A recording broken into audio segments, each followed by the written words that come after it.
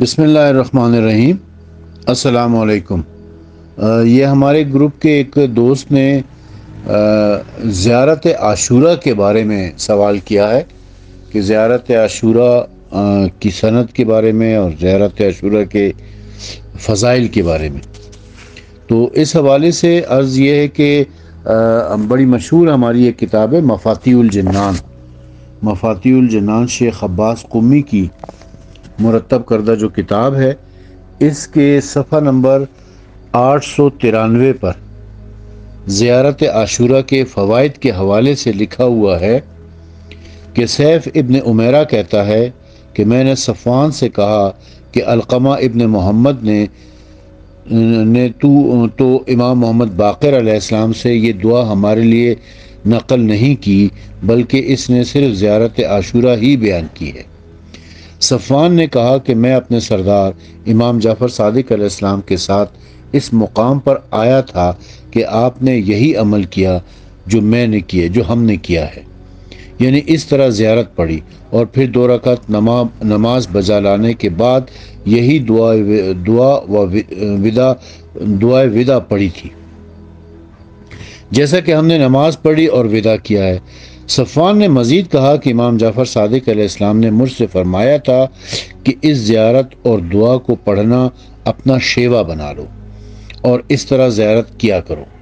پس ضرور میں ضامن ہوں خدا کی جانب سے ہر اس شخص کے لیے جو اس طرح زیارت کرے اور اس طرح دعا پڑھے، دور یا نزدیک سے، تو ان کی زیارت قبول ہوگی۔ اس کا سلام حضرت تک پہنچے گا اور نہ مقبول نہ ہوگا۔ جب بھی وہ خدا سے حاجت طلب کرے گا وہ پوری ہوگی اور خدا تعالیٰ اسے مایوسی کے عالم میں اسے واپس نہ پلٹائے گا۔ اے صفوان، میں نے اسی ضمانت کے ساتھ یہ زیارت اپنے والد گرامی امام علی ابن الحسین علیہ السلام سے سنی۔ انہوں نے اسی ضمانت کے ساتھ امام حسین علیہ السلام سے، اور انہوں نے اسی ضمانت کے ساتھ اپنے برادر امام حسن علیہ السلام سے، اور انہوں نے اسی ضمانت کے ساتھ اپنے والد بزرگوار امیر المومنین علیہ السلام سے، اور انہوں نے اسی ضمانت کے ساتھ حضرت رسول خدا صلی اللہ علیہ وآلہ وسلم سے، اور حضرت صلی اللہ علیہ وآلہ وسلم نے اسی ضمانت کے ساتھ جبرائیل، اور جبرائیل نے اسی ضمانت کے ساتھ یہ زیارت خداوند عالم سے سنی کہ یقیناً حق تعالیٰ نے اپنی ذات مقدس کی قسم کھائی ہے کہ جو شخص یہ زیارت پڑھ کر امام حسین علیہ السلام کی زیارت کرے دور یا نزدیک سے اور پھر یہی دعا پڑھے تو میں اس کی زیارت مقبول قرار دوں گا،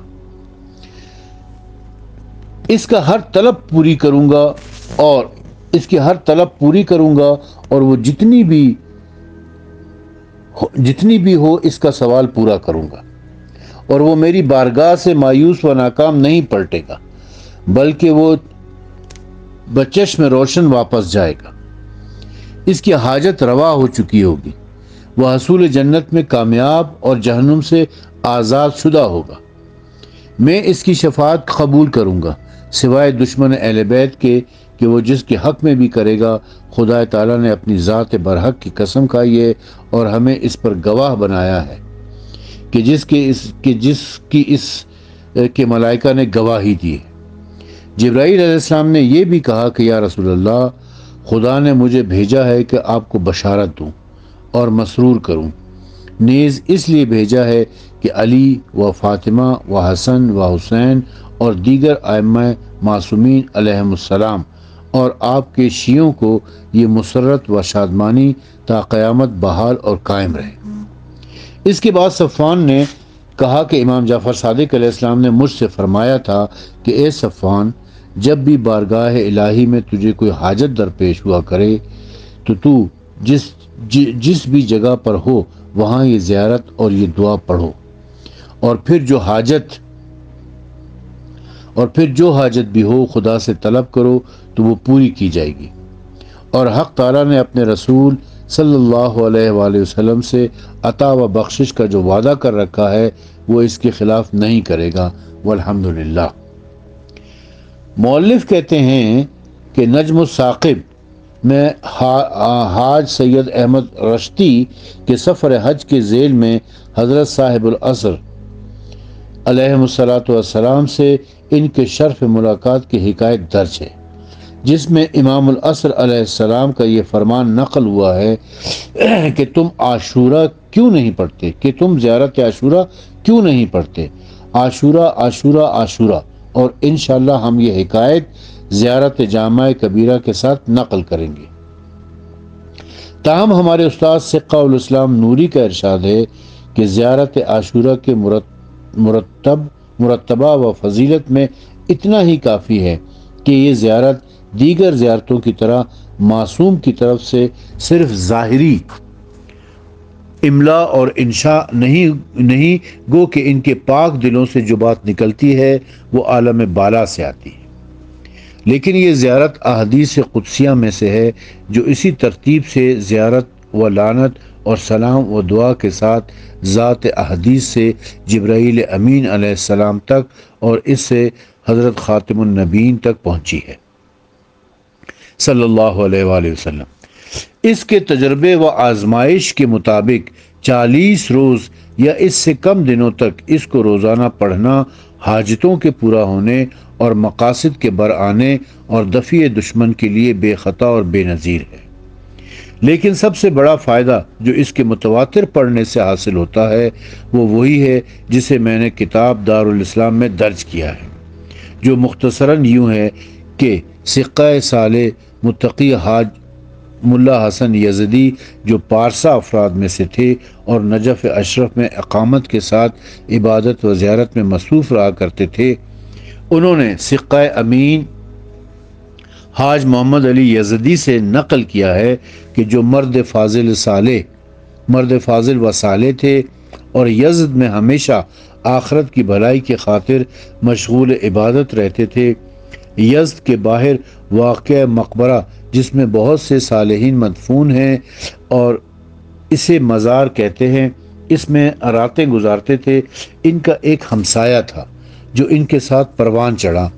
اور وہ دونوں ایک ہی استاد کے شاگردی میں رہے۔ جب وہ جوان ہوا تو اس نے وصولی عشر کا شغل اختیار کیا اور پھر اس کام میں دنیا سے چل بسا۔ وہ اسی جگہ کے قریب دفن ہوا جہاں یہ مرد صالح راتوں کو عبادت کرتے تھے۔ اس کی مرگ پر ابھی 1 ماہ نہ گزرا تھا کہ اس نیک شخص نے اسے عمدہ لباس اور بہترین حالت میں دیکھا۔ تب وہ اس کے قریب گئے اور اس سے کہا کہ میں تمہارے آغاز و انجام زندگی سے واقف ہوں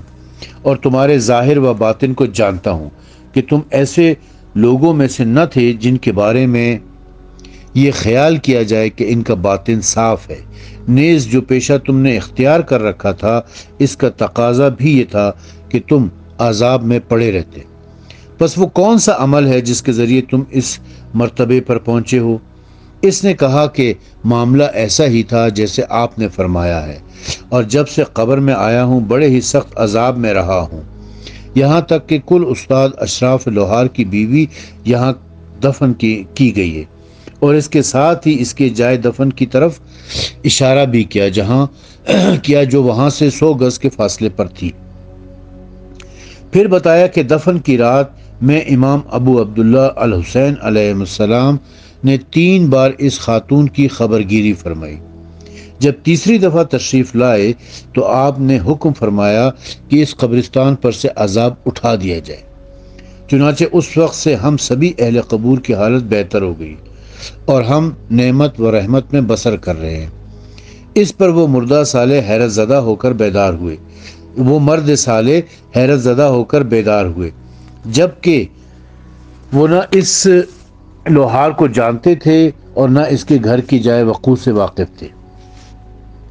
پس وہ لوہاروں کے بازار میں گئے اور جستجو کی تو اس عورت کے خاوند انہیں مل گیا۔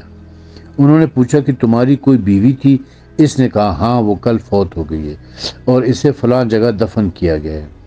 ان بزرگ نے پوچھا کہ آیا وہ امام حسین علیہ السلام کی زیارت کو گئی تھی؟ اس نے کہا نہیں۔ اس نے کہا کیا وہ ذکر و مصائب کیا کرتی تھی؟ اس نے کہا نہیں۔ انہوں نے دریافت کیا کہ آیا وہ مجلس عزا برپا کرتی تھی؟ اس نے کہا نہیں۔ تب وہ لوہار کہنے لگا کہ آپ کس بات کی جستجو میں ہیں؟ ان بزرگ نے اسے